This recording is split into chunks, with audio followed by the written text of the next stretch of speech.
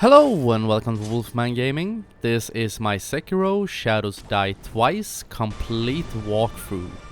And this is episode 14, which I have named the Divine Dragon. And the Divine Dragon is the main boss of this area, and killing him, or defeating him, because we will not actually kill him, will push this game into the third act, or phase 3.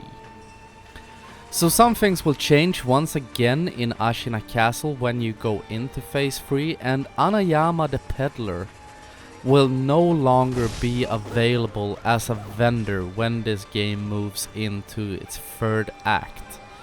So if you want to stock up on Akko's sugars, which I always recommend you do, make sure to do so before you defeat the Divine Dragon. But I mentioned early on in this walkthrough that you would not see me using the MidAir combat skill, or MidAir death blow combat skill. That turned out to be a lie, because as I've said, I needed to re-record parts of this walkthrough and I really want to show it off. So I re-recorded my boss fight against the footballer, because that's the best opportunity to show it off. But first of all, before we go down here, buff up with a Gachin sugar so we can sneak past these Okami having an exhibition. So just hug this right railing and they will not notice you. You can have lots of fun sneaking up behind the leader and puppeteering her and watch the chaos ensue. But to be able to do the mid-air death blow on this footballer, first of all you need to lock on, and I want you to close the distance with your grappling hook, which will make her initial attack miss. And then we just create some distance, wait for her to jump up, jump after, and you get an instant death blow. Super cool skill. And that is also something you can use when you are gonna take on the Shichimen warriors. But for it to work on a Shichimen warrior, you need to have your sword buffed with divine confetti. You should never face them without buffing it up with that, but if the effect has run out and you try to do it, it will not work. But now we are going down to the bottom of this lake, and down here there are two headless. There is one true headless and one apparition form that helps him out. What I want you to do is swim past them really quickly. You see him right down there and the apparition is to my left.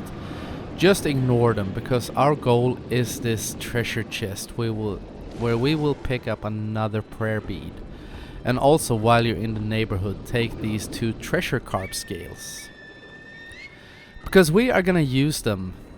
We're gonna use our treasure carp scales to buy things from the vendor in Hirada Estate.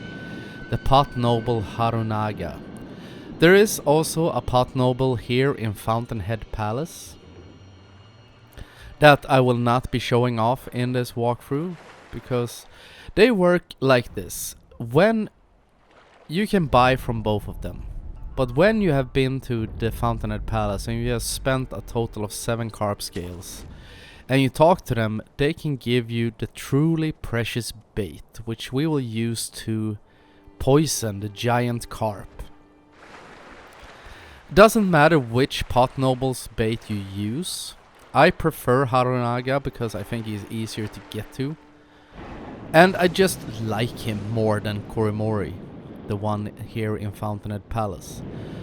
But when you use the truly precious bait to poison the carp, you will kill the pot noble whose bait you have not used, and the other pot noble will get his entire stock, so you don't lose anything.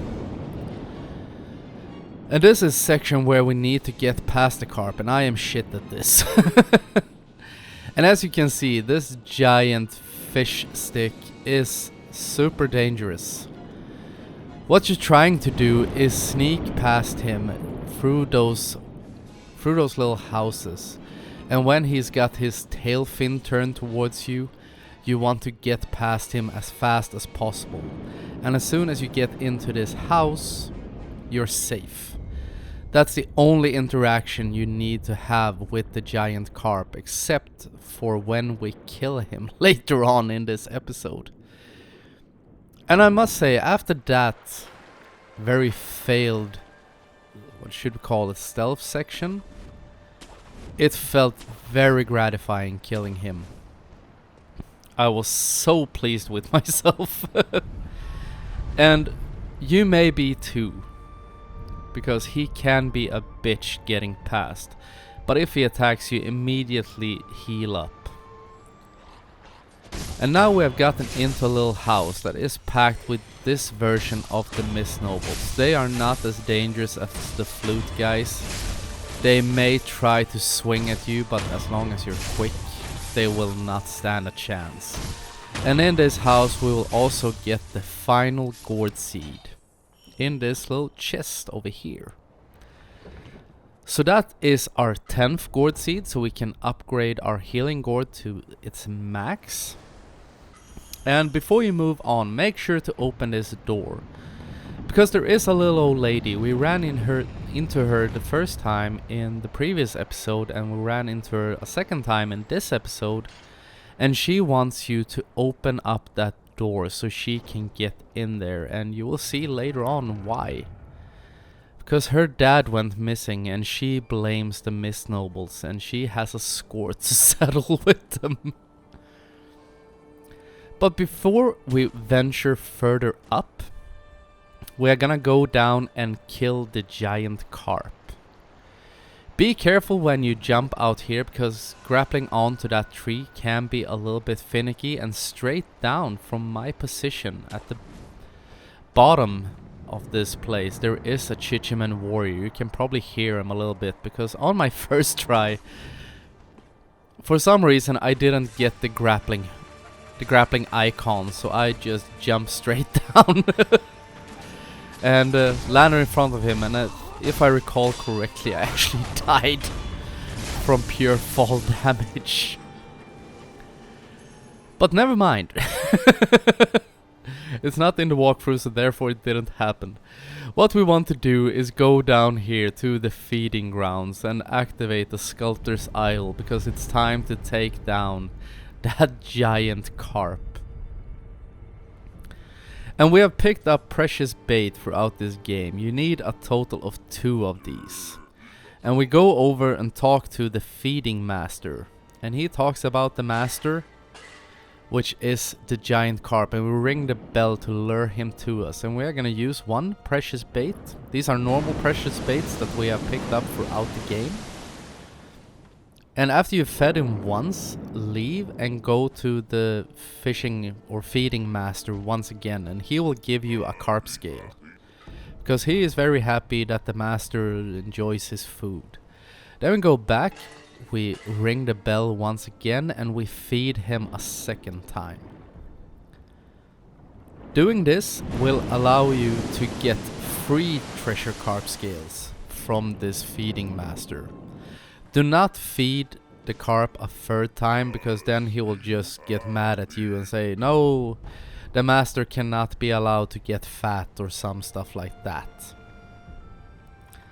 But now that we have fed him twice, we are going to Hirata Estate, going back to Pot Noble, to buy a floating passage text. So we have spent at least 7 spirit emblems. Or 7 spirit emblems. I mean, of course, 7 carp scales. Actually 8. Now, and that will allow us to get the truly precious bait. After you have bought it, I think you need to skip out of the conversation and talk to him again for him to give you the truly precious bait. He will say something that you have the smell of the divine realm about you, or something like that. And he will give you the truly precious bait, because he wants to become a carp. And for him to become that, he needs you to feed him the truly precious bait. But we got that. And now we're just gonna use the homeward idol and get out of here. First we're going back to the dilapidated temple, and we're gonna equip our healing gourd with the final gourd seeds. We have a total of 10 heals. And also, of course, that is something I forgot. When we defeated the guardian ape, we got the finger whistle, or slender finger was what we actually got, which transforms into the finger whistle. That can be used to lure enemies towards you, and I think you can also use it to make enemies aggro towards each other. Not quite sure how it works actually. That is one of those things that I've never used. And I make a quick stop here in the new version of the Hirata estate. Because I talked about that in the previous episode. We got the father's bell charm. And if you haven't killed Lady Butterfly, I think I talked about that time as well. That if you haven't killed Lady Butterfly, you will not be able to access the alternate version of the Hirata estate. So if you haven't, make sure to do so and unlock it, and you will still be able to get to the Pot Noble even after you've unlocked that version. It just spawns you in a different location just before where you met up with the owl and got the key for Lady Butterfly's house. But either way, now we have fed the carp the truly precious bait. So we're once again gonna travel out, and we are gonna go to Guardian Ape's watering hole to see the effects of what we have done. Because this is where the carp ends up after you kill it. I have no idea why. It boggles the mind why he ends up in the watering hole, but I just know that he does. And when you're there, make sure to pick up the great white whisker that he has dropped. I think you also get a trophy for killing him. But to give the great white whisker, that was a hard sentence to say, to the feeding master, and he becomes so grateful he will give you a divine grass.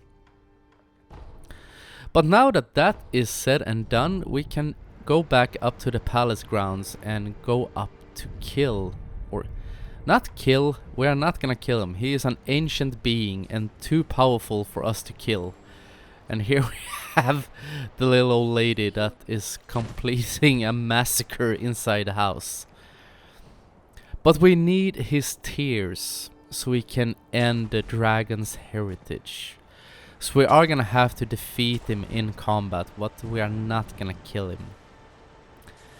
And what I like to do going up here, because there are 3 enemies here, is I just run past them up these stairs to the Sculptors Idol that is here. Make sure to activate it. You will usually not be able to rest by it because the enemies will be trying to close in on you. So we just do a 180 turn and run back and get through all their lightning attacks and swords and spears and footballs and all the shit they're trying to throw at us. And just create distance in between you and them. Go down here so they cannot follow you. I think I'm even gonna go back to the Sculptor's Idol and just rest once again. Yes, I am, because we need to get to the Sculptor's Idol. I'm an idiot. Sorry about that. Because we need to get to Sculptor's Idol so we can fast travel up to the one we just activated. So we can bypass all 3 of those enemies.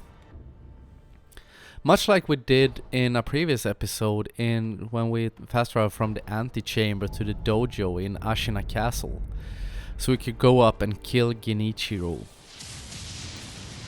But now we run into this cave and we talk to the lady or pray, and we get to the old dragons of the tree. This is a pre-boss fight to the divine dragon. And these are old, they are sickly, they are infected or infested with something. Their vomit will cause poison buildup. But just go in and start mashing them. Try not to get swarmed. They can overwhelm you. But when you have killed a few of them, because this is really tedious, when you have killed a few of them, they will start summoning up trees or tree roots. You will see them raise their hands to the heavens. And when they do, grapple up onto one of these trees, lock onto one of them, do a jumping death blow, and Sekiro does that. I wiped out half of them in a single attack. And that is gonna be the absolute fastest way to take these out. And some darker dragons will also join the party, and I want you to just ignore those as best you can. Because the white dragons are the only things you can kill which will affect their life bar. The darker ones are just there to be in your way, basically, or give you extra ammunition, because you can do the jumping death blow on those two. So use them to swing around and kill the white dragons. But now there are only 3 of them left, so I think I'm just gonna go for an individual kills. Because it's hard to make them gang up when there's so few left. And also the trees wither after a while. But here is the last one. So just want to make sure that tree wouldn't pop out right beneath me, but I think it did either way. So it's a bit clumsy on my behalf. But there. There we killed the last dragon, and we will go into the second phase of this fight, where we fight the divine dragon, and his boss design is beautiful. I think it's absolutely stunning. And even though this can be considered more or less a mock fight, because he's not very hard, you'll have more problems struggling against the grappling icon in this fight than you will fighting against him. Because what you want to do is, of course, avoid his swings and the wind blasts that they create. And lightning will strike down into one of these trees. You will see the tree glowing yellow, and what you want to do is grapple onto that tree. That will push you up into air, and you will throw lightning at him, just like we're doing there. And make sure to do the attack before you hit ground, so you don't get hit by shock damage. And when he swings, he usually swings in sequences of 3, I think.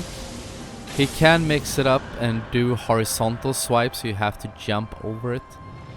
But this boss is, all in all, very simple. As long as you take your time. I have actually, and I'm not proud to admit this, I have actually died towards or against this boss.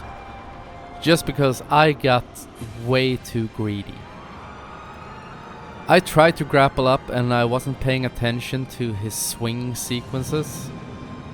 And when they hit, they hit. It is a Sekiro boss after all, so there is no minor damage in here. But as you can see, all I'm doing is just running to the sides and jumping whenever he does a horizontal slash. And once or twice you may get caught up in a swing, but there's no harm in that. Or if you're me, even get clocked by 3 swings. I was actually getting a little bit nervous here because my health bar was getting really low, but this is the last attack we need to do against him. Pushes you up even further, and down goes the divine dragon. So we're gonna play optometrist here for a little while, and we are gonna push in our mortal blade into his eye and get the gracious gift of tears. Even though he survives, and that wound will most likely heal, because he is an ancient being and probably more immortal than anything in this world. That looks so painful. But now that the divine dragon is defeated, once again, he is not dead. The game has moved on into its final phase. So I hope you went to Anayama if you need to do so, because now it will be too late. And before we venture on, I am actually gonna do some upgrades. I'm gonna do the loaded umbrella magnet upgrade, which we have here, but I'm a bit short stacked. Even though the sculptor is now missing, you still have to pay for the upgrades. I have no idea why, but that's the way the game works. And the load umbrella magnet works a bit different from the regular umbrella. If you activate this umbrella and you start pressing L1, Sekiro will start spinning the umbrella, and whatever enemy that swings at you when you do that, it does not work against perilous attacks. But when an enemy swings towards you, it will count as a parry if you're spinning the umbrella. And we will use that on the next mini-boss, which is the last thing we will take down in this episode. Because that will make him super easy. I don't know if you remember, back in either episode, I think it was episode 6, we took down the Ashina Elite in the dojo just before the Genichiro fight. And we are gonna face off against him once again. He is a bit more dangerous this time. He does have red eyes, and much like the chained ogre that we took down in a previous episode, if he connects, he does a significant more amount, or a bigger amount, of damage. But since we have the loader umbrella magnet, we are gonna turn this fight into a walk in the park and just wreck his ass. So make sure to equip it, because he is down here. Just run past him and you saw his red eyes there glowing like two Xmas lights. What you want to do is just run up here until he loses track of you and his life bar disappears. Because we will sneak in, as almost always, we are going to do a first death blow and cut his health bar in half. So we sneak up behind him, and I was thinking about using the Sabimaru, but I turned out not using it. I like to soften him up with it, just to make this fight even faster. But we do an initial death blow, we take off his first health bar, equip the umbrella and just start spinning it. And you see how quick that builds up his posture. It's insane. I got so carried away, I even missed. Here we went, got staggered, and I missed it. But then just reactivate the umbrella and keep spinning. It does use up a spirit emblem every time you spin it, so you don't have an unlimited amount of spins, but that shouldn't become a problem, because you saw how fast that fight went. It's amazing. I really like this prosthetic tool. Or especially when you're facing off against him. But from him we also got another prayer bead. So we have 4 prayer beads once again. So we're gonna enhance our life bar.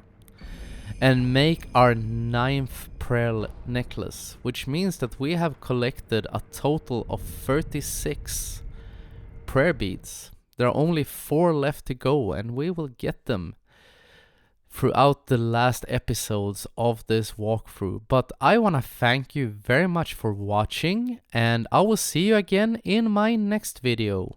So until next time, this is the Wolfman signing off.